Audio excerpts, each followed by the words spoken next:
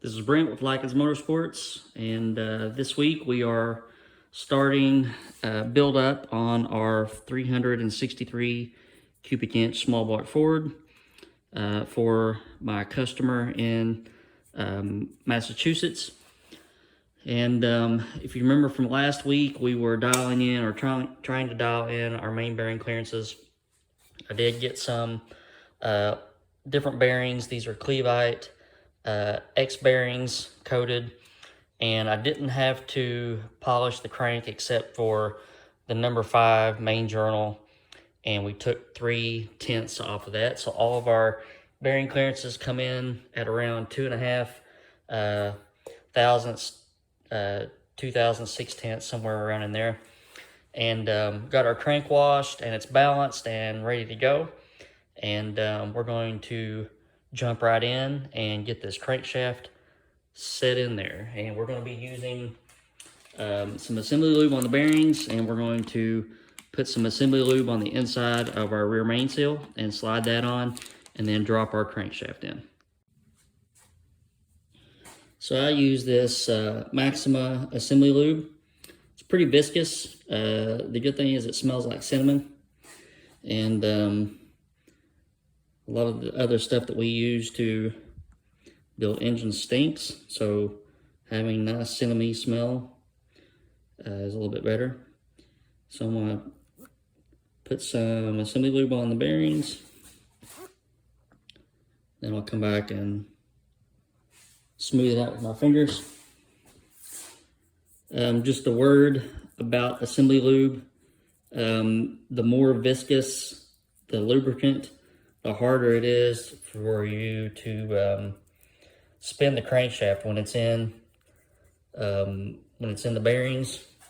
So, you know, you may put just engine oil on your bearings, and the crank will just freewheel when you give it a turn. But assembly lube, especially stuff like this or Lucas assembly lube, kind of snotty looking, and it's very viscous, and it causes the crank to be kind of slow in the journals.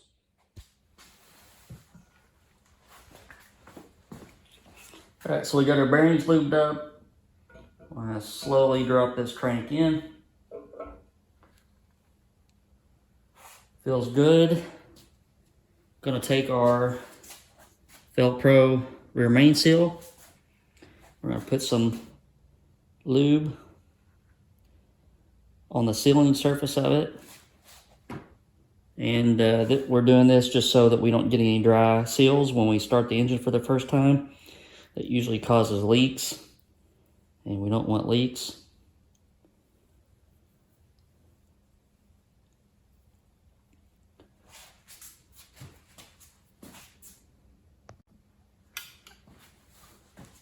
Next is I'm going to put just a really thin coating of silicone on the outside diameter of the seal. This is just for a precaution to fill any voids in the main cap or in the block.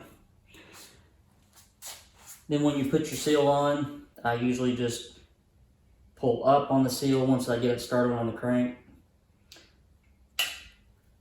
and then just push it forward until it bottoms out. That's all there is to that. Next, we can put our main caps on. Before we put the main caps on, I do like to check our thrust clearance, and I usually check the upper bearing first, just to make sure that there aren't any issues with the clearance with the upper bearing in. Got our magnetic base and mic set, and if I give just some light pressure on the crank, I've got 6 thousandths, which is within the spec that I like to see. I usually like to see between 4 and 10 on that, so we're kind of in the middle of the spec. One thing I will say is when you pry the crank back and forth, once you get the crank moved, take your screwdriver out. You don't want to mash, because I can mash and I can deflect the bearing and everything else, and it'll show some false readings on my dial indicator. So once you move your crank, take your screwdriver out of the way and then read your dial indicator. So 6 thousandths. Okay, so we got our main caps on now, and I'm going to go through and torque all the mains. On this particular block, you just remember that the caps are doweled.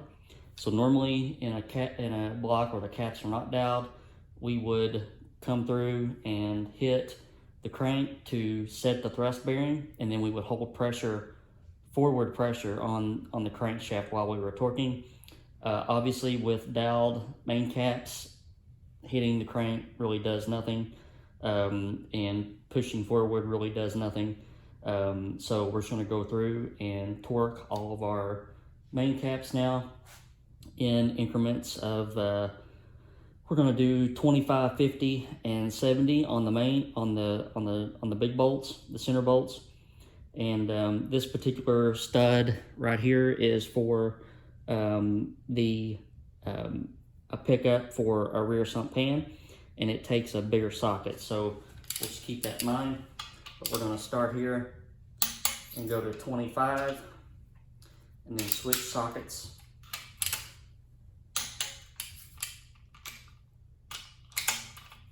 And we're just going to work and alternate as we go.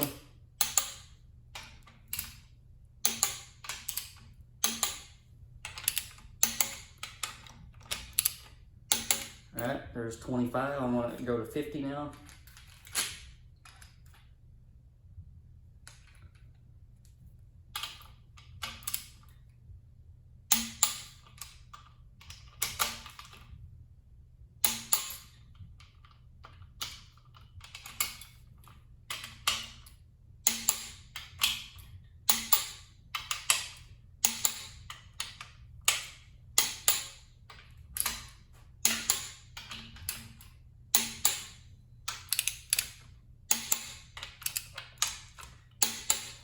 And we're going to go to 70.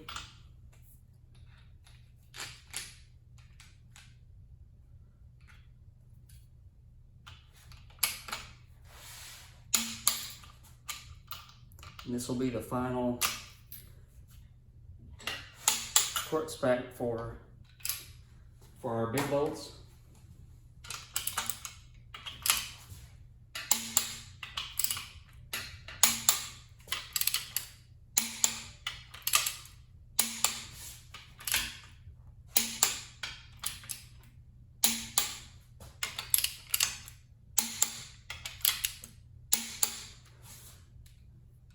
And then our outer bolts also go to 70.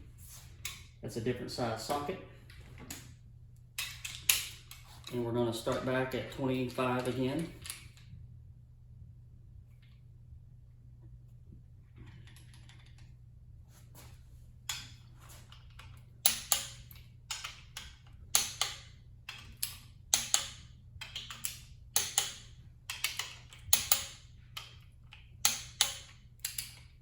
And then go to 50.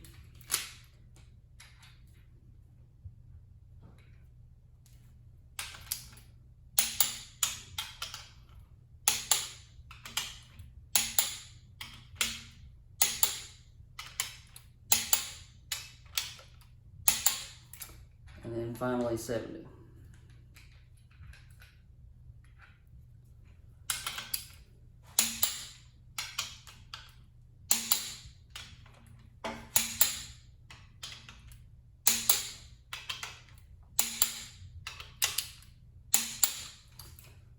And then we've got our two smaller fasteners on the front cap and our two smaller fasteners on the rear cap. Those torque at 35.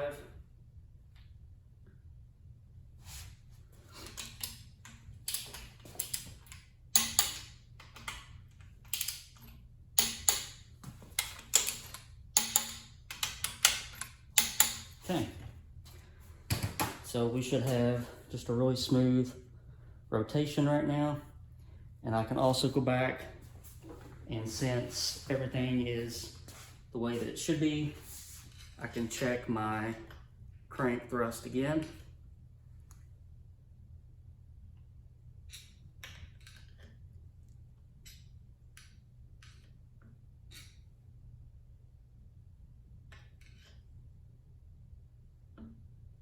We were at 4 thousandths, so we lost 2.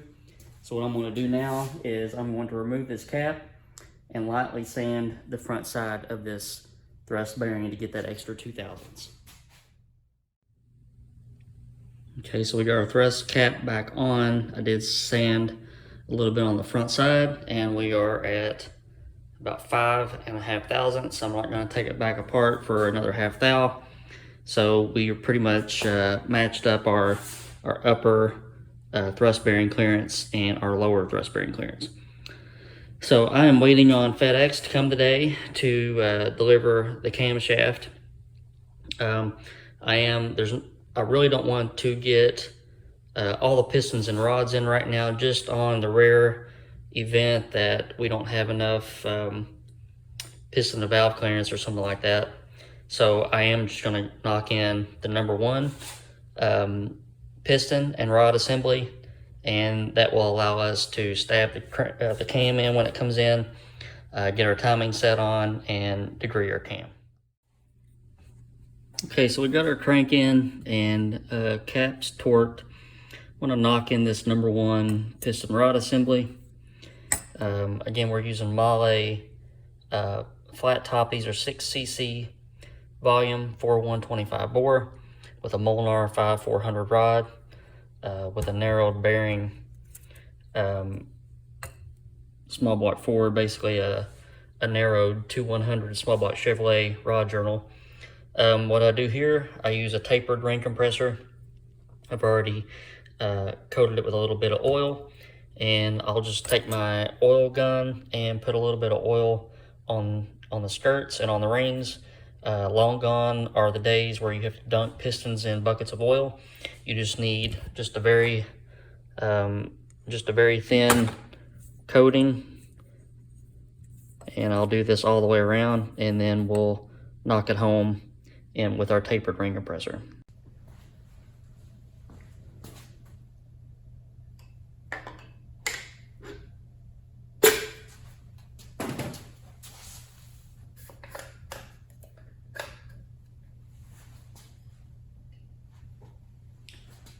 So we're just going to put a little bit of assembly lube on our rod cap.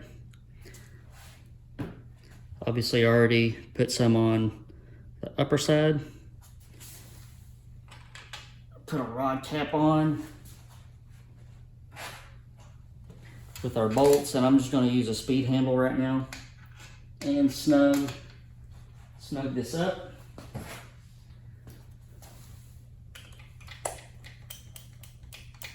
Because I'm going to go back and torque all of them at the same time later on.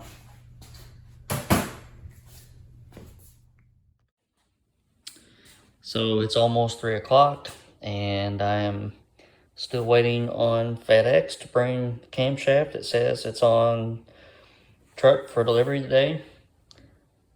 I hate waiting, so I am contemplating on taking a chance and knocking in the rest of the pistons. I'm pretty confident that there will be no issues with piston to valve clearance or anything like that. Worst case scenario, I have to knock them all back out, but I think I'm going to go ahead and use my time and get ahead.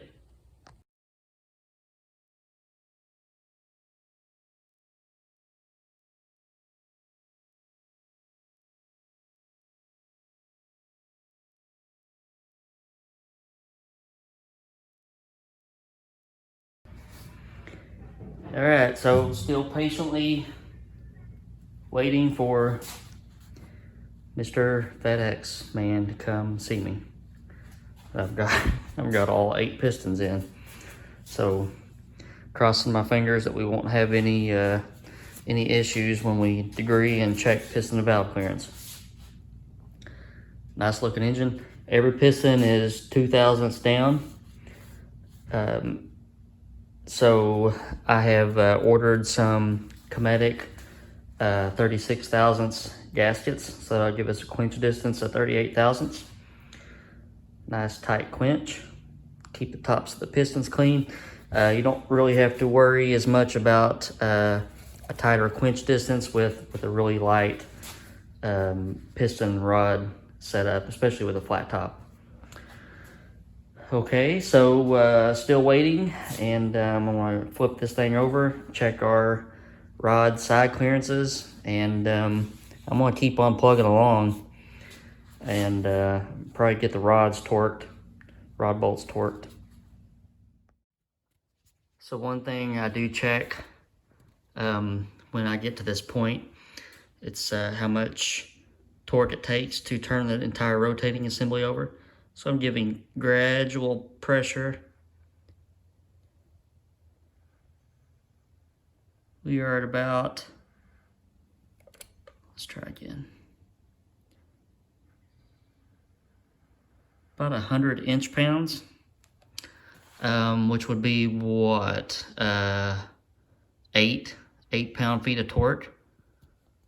So really, really light rotating mass, really thin piston rings, and it'll get a little bit lighter once the rings are seated. All right, so we're going to go through and check our rod side-to-side clearance. This is just a good thing to keep an eye on, because it will tell you really quick if you have a rod cap on backwards, or if the rotating assembly is just not made correctly. I've got a 21 thousandths feeler gauge, and I got a snug fit there.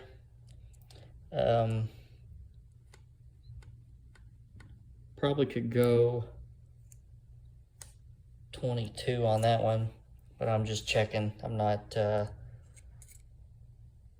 and 21 snug on that one. I'm gonna roll this over. And a good 21 on that one. So I will record those numbers and go on to torquing the rod bolts. All right, so what I've done is I went through and I've recoated all my rod bolts with this CMD lube. This is what is sent with Molnar rods, but I go through a lot of it, so I buy the big tube. Then we're gonna come through and check all of our rod bolt torque, or actually we're gonna torque the rod bolts. This is a torque angle torque wrench, and it is set to 30 pound-feet. And I gotta hold it really still, 60 degrees. And we're just gonna roll through and torque our rods. So we're gonna set to 30 pound-feet.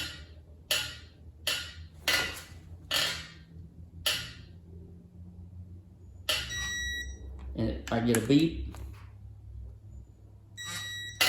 and a vibrate when I'm at 30.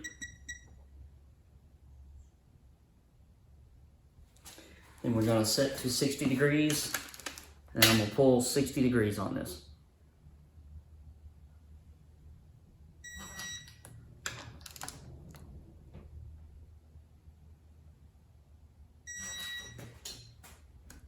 So when the torque wrench is done, it shows me how many pound-feet I ended up with. So I ended up with 85 on those. And that allows me to, when I'm done and I want to go through and make my check before I put my oil pan on, I can set my torque wrench to 80 or 82 pound-feet and then go through and click off and make sure all the rod bolts are tight. So I'm going to get all these other ones done. All right, so here's where we stand. All the rod bolts are torqued. All the main bolts are retorqued. I went over them all, put my paint marker on them. Camshaft still not here. Only thing I can do at this point is put the oil pump on. I'm gonna test fate and go ahead and bolt that on, and we'll keep our fingers crossed. So what we're using for a pump is a Melling Select standard volume. I changed the springs, the relief spring in it, and also we surfaced the mounting surface where the bolt heads sit. These are notoriously not flat, so went ahead and had that done. So I'm going to grab my ARP pump shaft and we're going to get this oil pump on. One thing I do like to do is hold pressure down on the pump, or you can do it when it's bolted down too, but make sure on these long stroke and aftermarket cranks that they clear the oil pump. Very important. I have had those hit before on some other builds. All right, Mr. FedEx man just showed up a few minutes ago. Got the cam out of the box. Smelled it, because nothing smells better than a new cam. Got it washed and got it oiled up and got it in the block. This is one of my custom solid rollers. Should do the job very well. I'll go over the specs a little bit later. But now we're going to get the thrust plate on and the timing set. Okay, we got our cam in, thrust plate on, timing set is on. This is a Coy's billet double roller timing set. There's a couple of things that I would suggest doing while you're right here. First thing I do is put a straight edge against the two gears to make sure that they're lined up. This isn't such a big deal with Windsors, but some of your Cleveland and some other engine families, this is a good thing to check because of different spacers and things that can go behind the crank gear. Other thing is I always mock up my washer and my bolt and measure from this face to the end of the bolt, and then compare that to this face and how many threads is in the cam. The cams can vary, and thrust plate thicknesses can vary, eccentrics, all that stuff. So this bolt goes almost all the way to the end of the threaded hole in the cam, but we still have clearance. So I want to get some hooey gooey on this and torque it up and then degree the cam. Okay, with the bolt torqued, we need to check our cam thrust clearance, and you do that. You can do it with a screwdriver down in the lifter bore hole, and you're just prying on each side of the lobe. Same deal as the the crank thrust. You don't want to pry, you just want to move. So we're going to move, and you can feel it click. And we've got about 4.5 thousandths of cam in play, and that's in spec, so we're going to go with that. So next thing we can do is degree our camshaft. Okay, we got our cam degreed. I didn't show that. I didn't want to take the time to set the camera up and everything. I'm really jonesing to get this piston and valve clearance checked. But cam degreed in perfect. The desire for this camshaft was this application is going to be a little bit of street, a little bit of strip. So I wanted some performance, but I didn't want anything extremely radical to make the car just aggravating to drive on the street. And we didn't want to eat valve springs, and we didn't want to go to shaft mounted rockers and this and that. So the rough specs on the cam is 246, 254 at 50 thousandths duration. It is on a 108 lobe separation because that's where the overlap that I calculated came in. And with a 1:6 rocker ratio, we are at 640 and 650 lift. It's actually a 412 and 420 lobe lift. So we have the potential to run more lift if we want to, but there's not that really not that much to be gained with these cylinder heads. We're using AFR 205s, and the difference between 650 and 700 lift is just not that much. So this is what we ended up with. Cam come in dead nuts on, and we're going to move on to checking piston valve clearance. All right, so we got our head mocked up with a couple of adjustable guide plates and our rocker studs. I'm using some Crowler stainless steel rocker arms. Had really good use out of these in the past. These are a 1:6 ratio. Stainless again. Man, these things don't deflect at all. And it's too bad that this wasn't the real deal, because I nailed the geometry right off the bat. That is probably a 40 thousandths wide witness mark on the valve stem. But that was the intake valve. I'm gonna switch it over to the exhaust. We're gonna check, get us a good clay mark there, and then we'll pull the heads off and see what we got. All right, I'm gonna get down here close so you can see what's going on. Here's our clay pattern. This is with a head gasket, but no lash and checking springs. So the general rule of thumb on valve springs is when you often get exaggerated numbers with checking springs, because rocker arms have some engineered deflection built into them. With that being said, when you put a real spring on, the real valve spring with the real valve spring pressures, piston to valve clearance goes up. You get more clearance. And that's just the way that it's always been, just because of rocker arm deflection and that sort of thing. Also, when you have the real springs, the push rods deflect, so you lose a little bit of lift to that. But what we have here is on the exhaust side, I have 80 thousandths radial clearance from the edge of the valve to the valve pocket, and I have an 1/8 inch of depth clearance. On the intake side, I have 75 thousandths radial and 209 depth. And again, if you add lash to those, you get another 20 thousandths. And if you add real valve springs, you probably gain another 20 or 30. So we're in good shape, and I rolled the dice and did pretty good this time. So it is about 8 o'clock in the evening. I've been going all day long.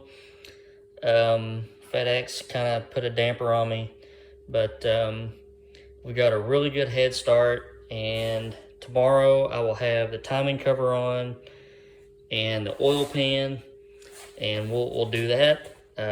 It'll be about 12 hours to me, but it'll be about 1 second to you guys.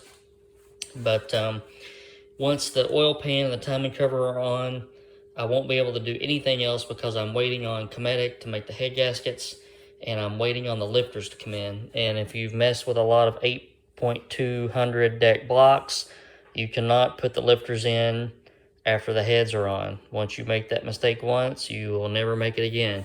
So short block with the oil pan and timing cover and balancer is where we're gonna put our goal for tomorrow. And I also noticed that on this World block, the standard ARP head bolt for a small block Ford was just a little bit too long. So we're gonna have to do some digging there. I may have to see what's up with maybe a set of head studs. But that's where we are, and I'm gonna call it a night, and I'll see you guys, I guess, in about 2 seconds. All right, I am running on fumes this morning. I've been up between, I think, 1 o'clock and 3 o'clock this morning. We had a bunch of tornadoes go through our area, and I didn't get much sleep, but I'm gonna have my coffee and I'm gonna roll on this morning, and it's time to put the timing cover on. And you need to go through your pre-timing cover checklist and just make sure that your thrust plate bolts are tight and your cam bolt is torqued. Another thing that I like to check is to make sure that the washer overhangs the dowel hole. So in the event, this one didn't have a loose dowel, but in the event that you did, it wouldn't slide out. A lot of people don't know that the dowel does not hold the gear to the cam. The bolt under a torque and preload holds the gear to the cam. The dowel is just there for assembly and locating purposes. But also lubricate the timing chain. You can see all the assembly lube dripping off of it everywhere. But it is time to put the timing cover on. I'm going to use the dowels on this block, and I've already got timing cover seal in, and I've got our bolt kit from alloybolts.com, and it's just a great fastener kit. It comes with everything, and I'll get the timing cover bolt kit out, and we'll get the gasket on and get the timing cover on. All right, we got our timing cover on now. One thing that you do have to watch out for is on these man of war blocks, this pipe plug on this particular timing cover interferes with whatever this boss thing is that sticks out. It's nothing that a cutoff wheel and a die grinder doesn't take care of, but there's just something. It will keep the timing cover from going on, for one thing, but you will need to do some modification if you use this timing cover that doesn't have a fuel pump boss and for a standard rotation water pump. So I'm going to flip it over. We're going to get the oil pump pickup on and the oil pan, and I like to do that before the timing cover goes on, or before the harmonic balancer goes on, so I can watch this seal, end seal, just to make sure that it doesn't do anything stupid.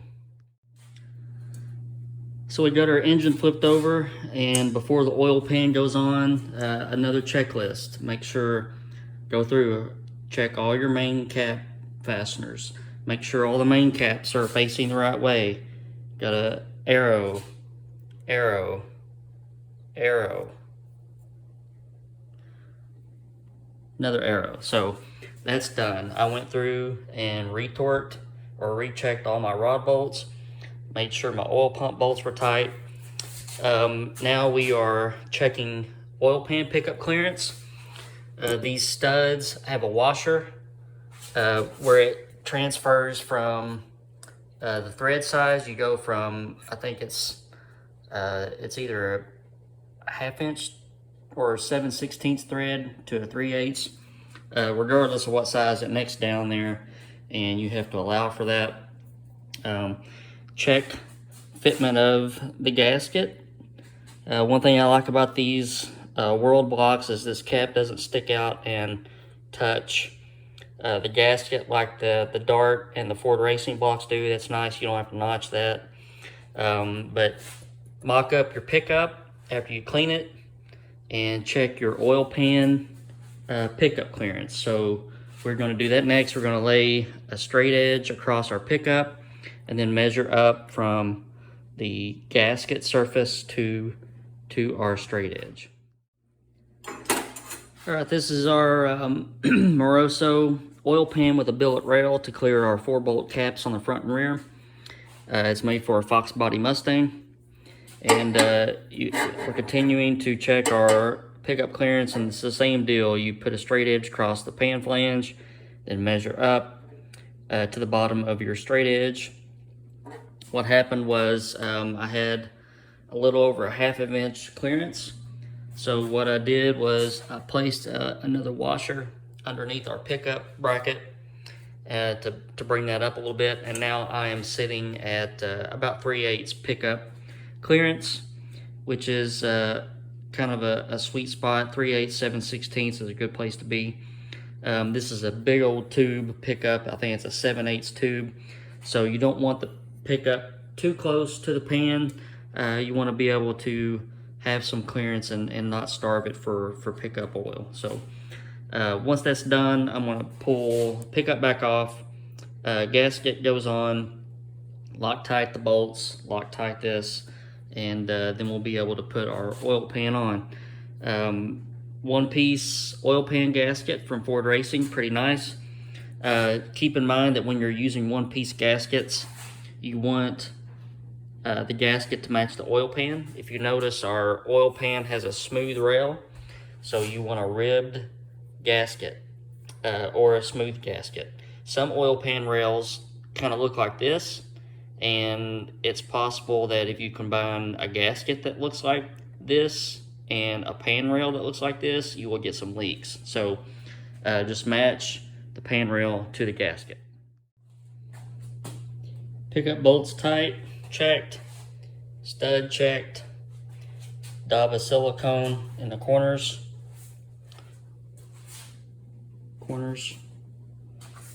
Ready to put the pan on. Oil pan is on. Now is a good time to put the balancer on, now that I can see that the end gasket on the oil pan didn't curl out from under me. We're going to use a Power Bond SFI race balancer, and I'm going to get this lubed up and pressed on.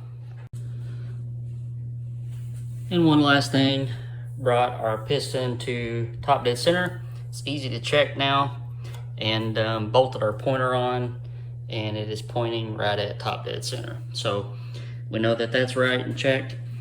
And this is about how far we can go for right now until we get head gaskets and lifters. I'll probably have another video next week. We're going to take a closer look at the cylinder heads and look at some valve spring options and retainer options for us and make sure we have enough spring pressure for the cam. But this is where we are. Got a great start, and really not too much left to do. All right, guys, if you haven't subscribed yet, please do so you won't miss any more videos. Hit that like button, and stay tuned for more videos. Have a good weekend.